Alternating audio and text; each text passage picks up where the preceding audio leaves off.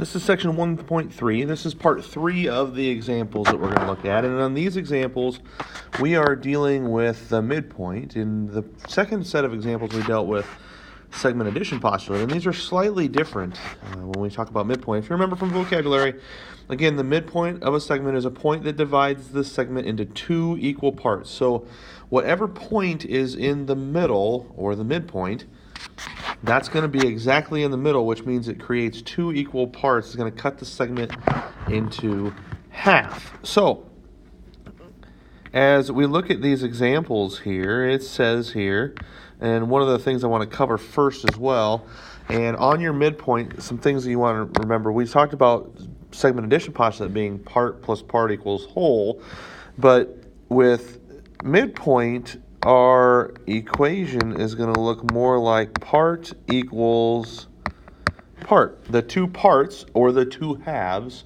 are equal. Okay? So, as I look at this here, we got U is the midpoint of TV. It tells you that in this sentence. U is the midpoint of TV. So, U right here is exactly in the middle of segment TV. So, you know that in this case, segment TU is equal to segment UV. Okay, now what we have to actually do now is actually calculate how much TU is, how much UV is, and how much TV is as well. So we have to calculate how much these are. So what we're going to do is we're going to substitute in these values. TU is 8x plus 11. And UV is 12x minus 1. Okay, and now we have to solve this equation. So as we're solving this equation, okay, one of the first things that we look at here is we want to get x by itself. So in order to get x by itself, I've got to get all the x's to one side. So when I do that, I'm going to move this 8x here. So in order to move it, I've got to do the opposite of it. So I'm going to subtract it.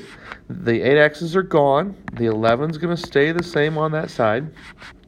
12x minus 8x is 4x, and I bring down the negative 1. Now, again, I want to get x by itself, so I want to move that 1 first. So I'm going to add 1 to each side because, again, opposite of negative 1 is positive 1.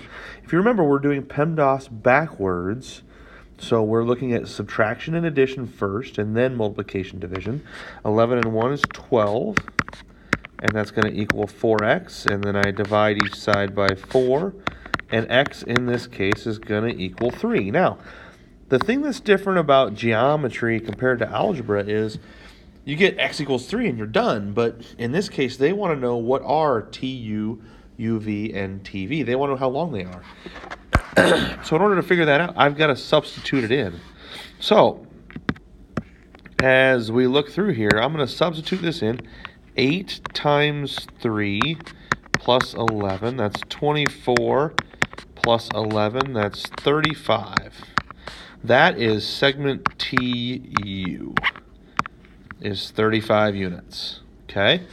12 times 3 minus 1, that's 36 minus 1, that's 35. And that is segment UV.